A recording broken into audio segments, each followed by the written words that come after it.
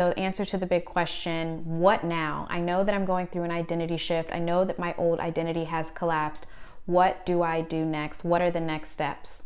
Hi, my name is Tiffany. I'm a cultural futurist specializing in identity evolution. I track shifts in energy, culture, and human behavior before they become mainstream. We're going to talk about what next actually means right now and what you may be experiencing. So you may be asking yourself, what should I be doing every day? It's like what used to work if you watched my earlier videos, your daily routines, things that used to excite you, productivity hacks, and even spiritual tools. They're not really working like they used to. So it may leave you questioning, what am I supposed to be doing daily?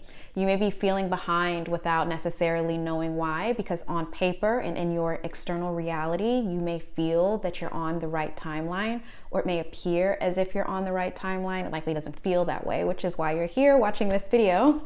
And you may even feel a sense of urgency mixed with exhaustion. So if you're feeling these signs, you need to know that your body is part of the identity shift that you're undergoing.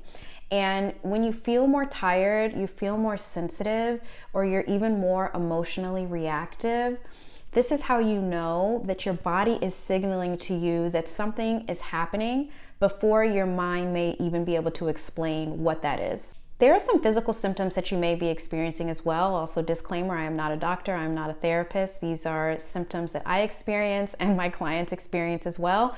Check in with yourself and consult a professional as need be.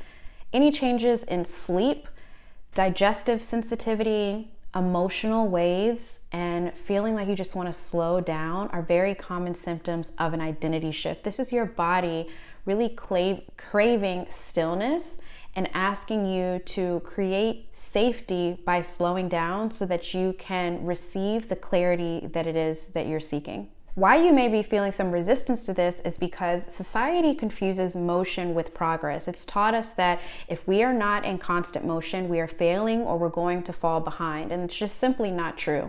Your body is a system that really thrives on rest, on periods of integration, on moments of isolation and stillness so that you can receive what I believe and what I call divine guidance, divine downloads from whatever source it is that you believe in. I believe that there's an infinite intelligence that communicates with us, our mind, our body, and spirit when we are aligned. That is what your intuition is, in my opinion. And so when you're constantly in motion, you can't feel that, and you're very disconnected from your own sense of knowing your internal authority. Identity transitions really require preparation more than they require action, which again, this is counterintuitive to everything that we've learned. We've learned to do every step along the way, and then we'll get the result. Your identity shift requires you, and also this paradigm shift that we're entering into, requires you to get really comfortable in that preparation period. I can feel the energy now, if this is January 2026, depending on when you're watching this, the year of the fire horse is coming up in February 17th, 40 days from now, and I can feel the energy already. I am feeling anxious, I'm feeling excited, and I'm ready to go. In the past, the logical mind me, the performance identity me would be creating my business plans and my strategies and the launch timings and all of these things. Now, this embodied, this integrated version of me, I can feel that my mind is wanting me to go, but my body is telling me I'm not ready. I'm also feeling very tired. I'm feeling called to rest. I'm feeling called to do things like this to inform and in alignment with my human design as a manifester. And so I'm listening to my body more than I'm listening to the anxiety that's telling me it's almost time to go. It's almost time to go. When my body is saying, hold on, not yet, get ready. Conscious biohacking is something I'm excited to share with you guys about how to prepare your mind, your body, and your spirit energetically before the energy shifts and you are called to step into action. So this phase is really about nervous system readiness. If you've been following the videos, if you haven't, go back and watch them, about making sure that your body feels safe to receive, feels safe to expand and shift into this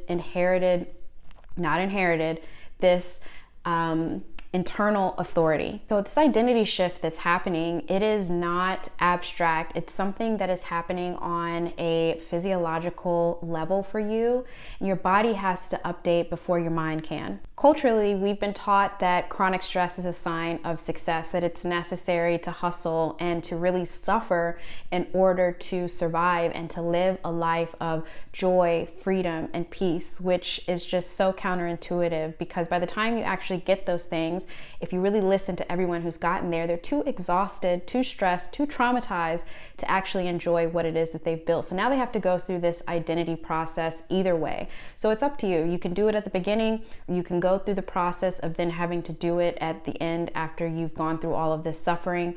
Your journey is different. Everyone's journey is different. So there's no shade, no tea, no judgment here. But I do notice patterns in the thousands of interviews, hundreds of books that I've read. Every millionaire, every billionaire says the same thing. You have to shift your identity, and it's just a matter of whether you do it now or you do it later. Either way, there is some pain and some grief and like some difficulties that you may go through, but we don't want to normalize that, okay? So hyperstimulation has been normalized. Scrolling, you guys, I'm guilty. And also disembodiment is normal. How many times have you heard, especially for men, we're here mostly for the ladies. If the men are here, you're welcome, but really we're here for the girls. We've been told that being too emotional is bad, that we need to really hide parts of how we feel, but our emotions, especially as women, are so powerful. Now, there's also power in emotional regulation, understanding your emotions and not letting them rule you and rule your world, and therefore impact others negatively around you. That's later to come, because that is a big lesson as a water sun sign, that I had to learn how to regulate my emotions. But now I have emotions as power, they're data, and they really help me to navigate my life in a way that is so much more powerful than the logical way I was operating before, for me specifically as a woman. So what does this all mean? In the past, next meant a destination. It meant I take this action, I get this result. Now, next means a state of internal stability. That is your next step. That is the action that you need to take, which is creating safety, nervous system safety in your body, where you feel safe to just be, okay? So movement comes after you've allowed yourself to be in this container. And isolation, stillness, if you are not used to that, you're used to living in chaos and the constant go and the hustle and the grind, or even if it's emotional chaos, they're all forms of chaos that we can have in our lives that we don't even realize until we have moments of stillness. But if you're used to that, it can be really hard to be still. So that's your challenge, is to sit with yourself and allow the clarity to come through. You're gonna be really amazed at what comes up for you. So your body isn't failing you just because you're slowing down. It's allowing you to recalibrate. Think of a computer system. When you update your software on your computer, there's a moment where you have to see the bar loading. That's where you are when you're in between identities. You have to allow the new software to download and integrate and embody into you. So even when preparation is invisible, it's definitely not passive. This is why I tell myself and my clients when we're doing this work, they feel like I'm not doing enough, and they go to the spiritual tools and the checklist and trying to make a productivity hack out of their healing and their identity shift. And the reason that doesn't work is because that's not really how the process works. It is very energetic, it's very emotional, and it's very spiritual, but it's still very much work and heavier because it takes your energy. So you may find yourself doing a lot of resting, a lot of reflecting, and a lot of stillness in a way that maybe you're not used to. So this is what you're going to do. You're going to focus on capacity instead of clarity. You're going to allow timing to work with you, not against you. And you're going to respect your energetic seasons. We'll be going into more depth on this, especially in February when we're really ramping up for the energetic new year. So pick one daily anchor that tells your body it's safe, consistent meals, sunlight, or stillness. This window exists in advance of what comes next.